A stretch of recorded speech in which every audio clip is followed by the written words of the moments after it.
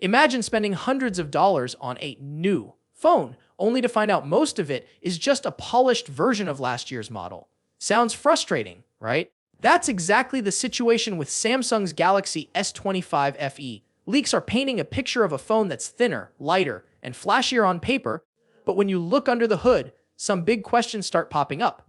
Is it really an upgrade, or is Samsung quietly recycling last year's tech and charging extra for it? Welcome back, Sam here. If you're excited to dive into the S25 FE details, make sure you like the video, subscribe, and hit that bell so you don't miss any of the latest tech leaks and reviews. Let's start with what everyone notices first: the design. At first glance, it's familiar, almost like a déjà vu moment for anyone who's held the S24 FE. But pick it up, and the difference is striking. Samsung shaved off 0.5 millimeter in thickness and dropped the weight by over 20 grams. That might not sound like much, but in the hand, it feels sleek, premium, and surprisingly easy to use one-handed for a phone that still packs a massive 6.7-inch display. The leaked images show a navy blue variant that really pops, though more colors are expected, giving this year's lineup a subtle personality upgrade.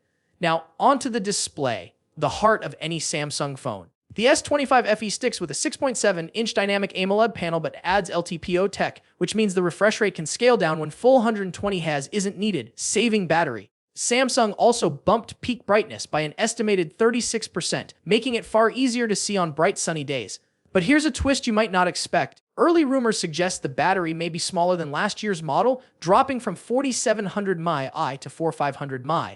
Samsung seems to be betting that you'll care more about a thin, sleek design than a slightly bigger battery, but whether that's smart or risky depends on how you use your phone. Charging, however, is a major win. The S25 FE now supports 45W wired fast charging, nearly double last year's 25W. That means you could go from 0 to 50% in roughly half an hour. Wireless charging also gets a bump, topping out at 50W. For anyone tired of waiting forever for their phone to charge, this is a huge improvement. Let's talk cameras. On paper, it's a familiar trio: a 50MP main sensor with OIS, a 12MP ultrawide, and an 8MP telephoto for 3x zoom. Nothing revolutionary, but reliable for mid-range users. The real surprise comes from the selfie camera, which jumps from 10MP to 12MP, borrowing the same sensor from the flagship S25. That's sharper selfies, better color reproduction, and improved video calls, finally giving the front camera some love. Performance is where things get a little tricky. The S25 FE uses the Exynos 2400 chipset, the same one seen in last year's S24 and S24 Plus. That means solid day-to-day performance and capable multitasking. But compared to the latest Snapdragon chips, it's starting to show its age. RAM and storage options remain unchanged: 8GB standard with 128GB or 256GB options. So while Samsung promises smooth performance, it's not exactly a leap forward. Software, though, could be a game changer for long-term value. The S25 FE comes with One UI 8 on top of Android 16, bringing all the latest AI features, smart suggestions, and Samsung's promise of 7 years of updates. That's huge. Many phones these days struggle to deliver more than 4 or 5 years. So even if the hardware isn't revolutionary, you can expect this phone to feel fresh for years to come. And then there's the price. The leak showed the 128GB model at $789.99. Roughly $991 AVE, but EU pricing includes hefty taxes, so the US version could land closer to $699 and $799. If it stays near $700, the S25 FE could be a steal. If it climbs higher, people might start questioning whether the incremental upgrades are worth it over last year's discounted S24 FE, which still gets the same software updates and delivers nearly identical performance.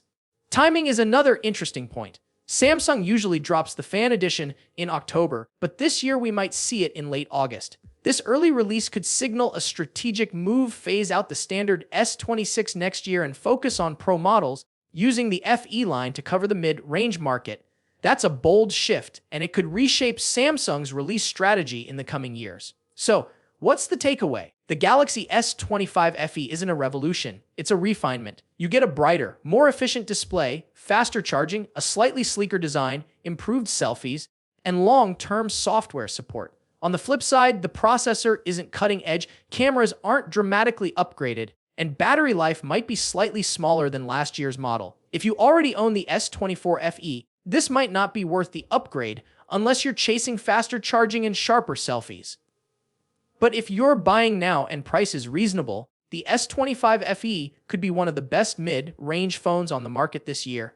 Samsung hasn't reinvented the wheel, but they've polished it, tweaked it, and made it shine just enough to stay relevant, and in the mid-range phone wars, that might be all you really need. Stick around, because later in the video we'll compare the S25 FE side by side with the S24 FE and show you exactly where it shines and where it might leave you wishing for more. Plus, I've got some leaked details about upcoming color options, accessories, and software features that could completely change the value equation. You won't want to miss that.